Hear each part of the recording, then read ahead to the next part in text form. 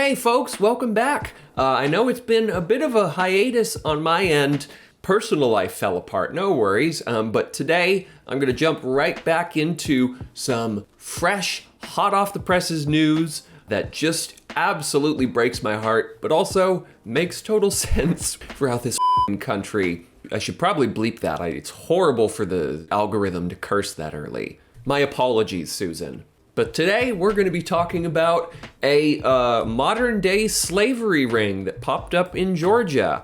So that's great. And yeah, even though it's a few days old at this point, I had a lot of people in my Discord community shocked that as they'd never heard about this. So we're going to read this article real quick from Atlanta. So, you know, they're kind of tapped in with some local reporting there. And then watch this video.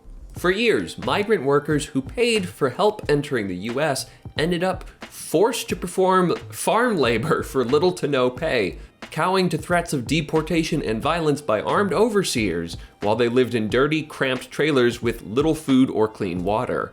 And what I really love about this paragraph here is that most of it is completely unsurprising. Like, some details of this story are a bit more shocking, but the idea that, like, threats of deportation are used to coerce labor out of people, we've been knowing about this for years. We've known that that's a tool of, there's a pun there to be had about big pharma, big farmer.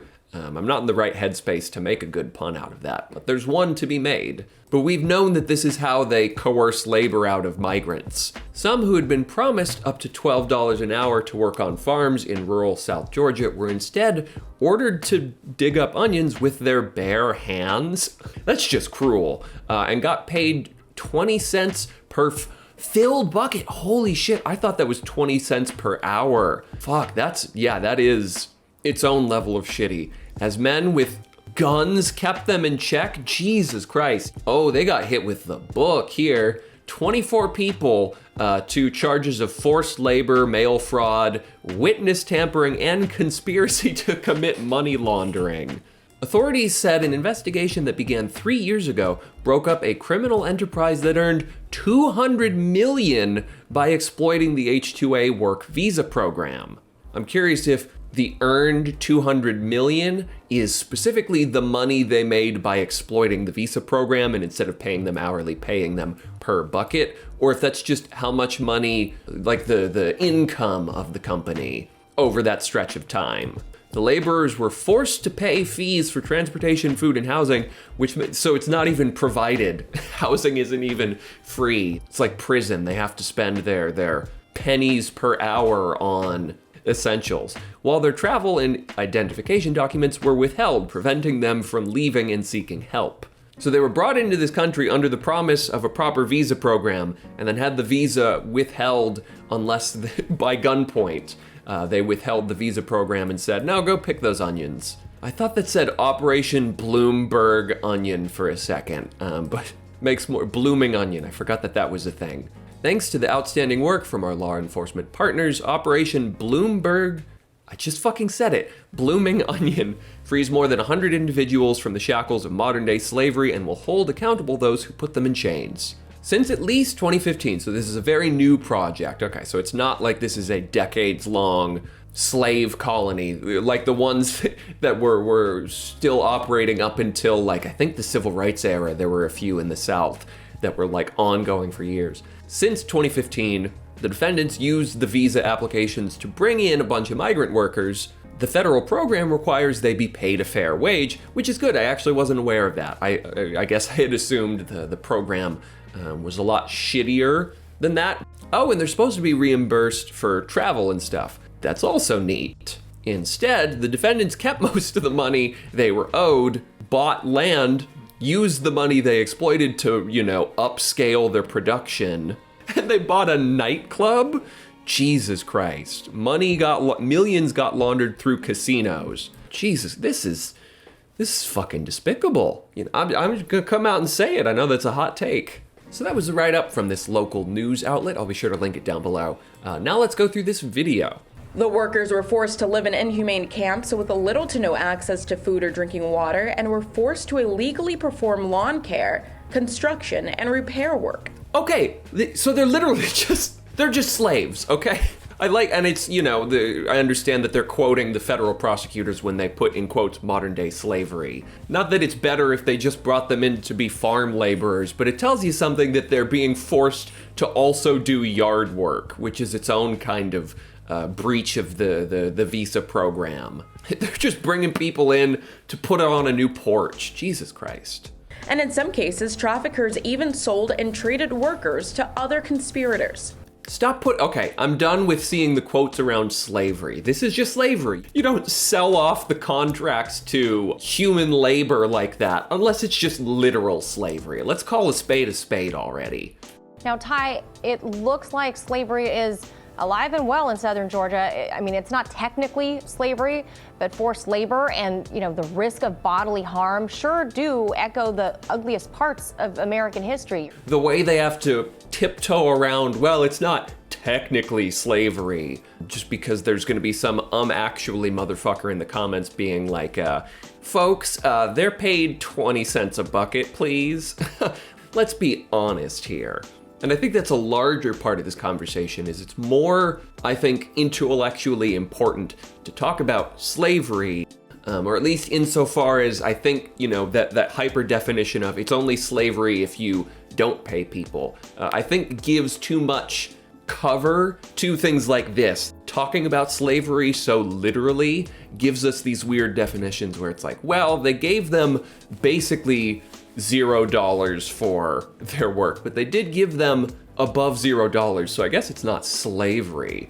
Like, I wouldn't be surprised if, even if they never said it out loud, the conservatives go through some, victim blaming here about, well, that's what you get for trying to come into the country illegally, motherfucker. I guess not illegally, it's an H-2A visa, it's legal. But, some Laura Ingrams out there don't think we should have any immigration, so...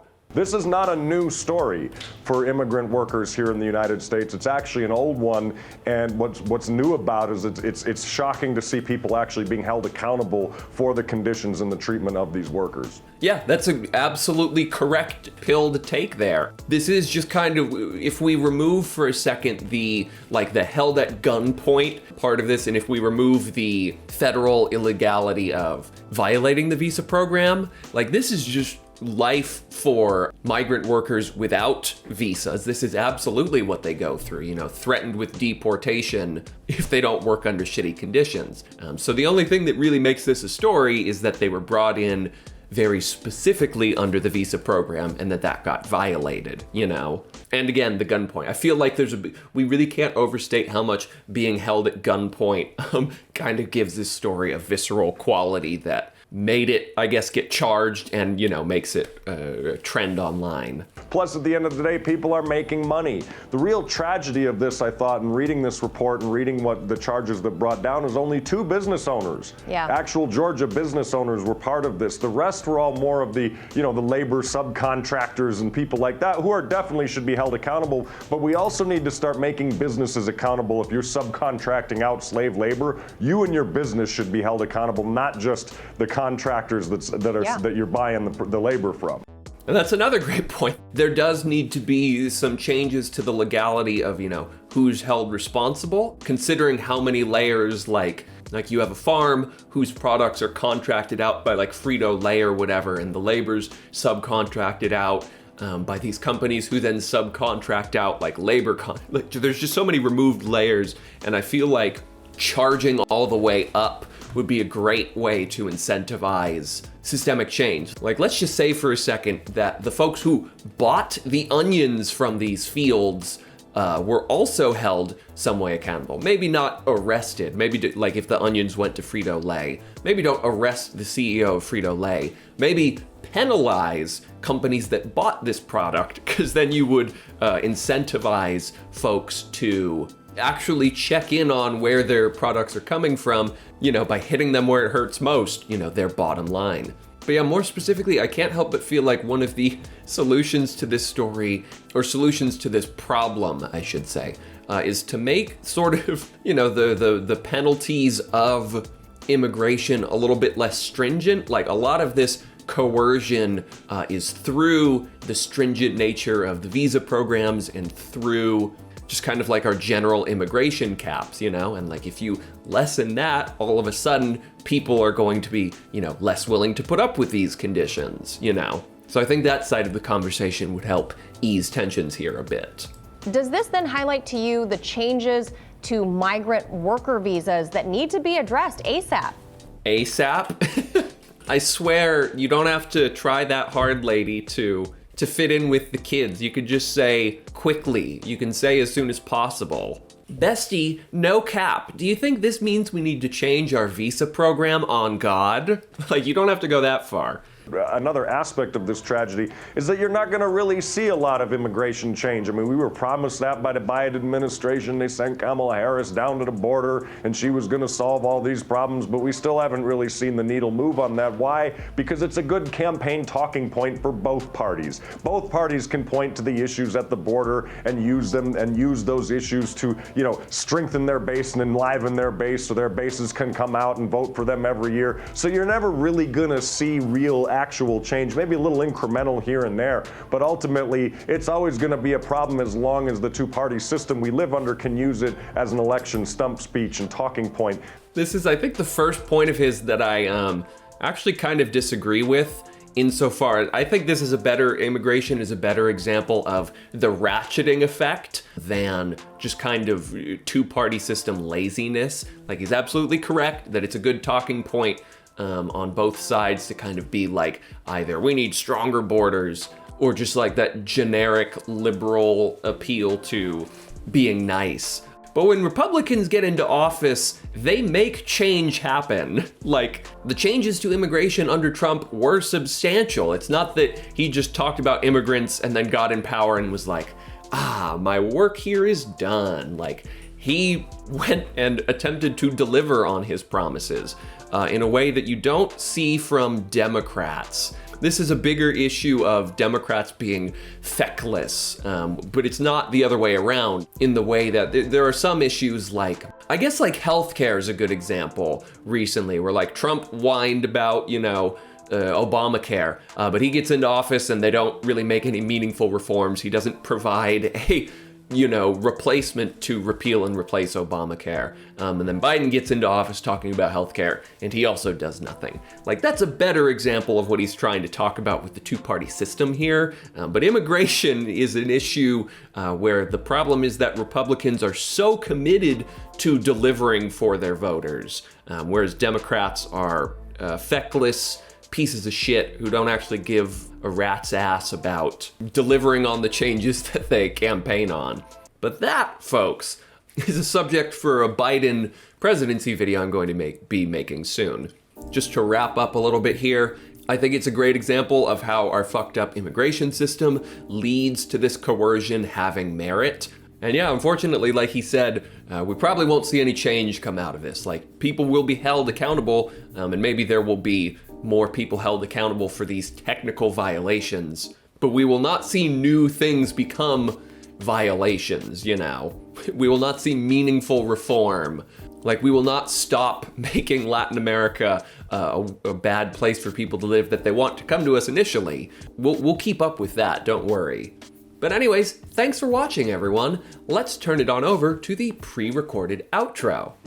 Be sure to toss me a like and subscribe down below. But if you really want to help me out, you can join me over on Patreon. Patrons get access to exclusive behind-the-scenes content, like early versions of every video, and exclusive Patreon-only videos. Plus, if you join the Piley Benton's Biggest Boys tier, you get your name read off at the end of every video, which I am about to do once I pull up the names. Zoth, Revo Pregame, Emily, Kyle Foley, Jennifer Jones, Caffeine Unicorn, Goblin of the Year, Stockwell Homestead, Nilla Elites, and Cameron Fordo. So if you want to hear your lovely name read off at the end of every video, be sure to join me on this specific tier. Thanks much, everyone, and I'll see you next time.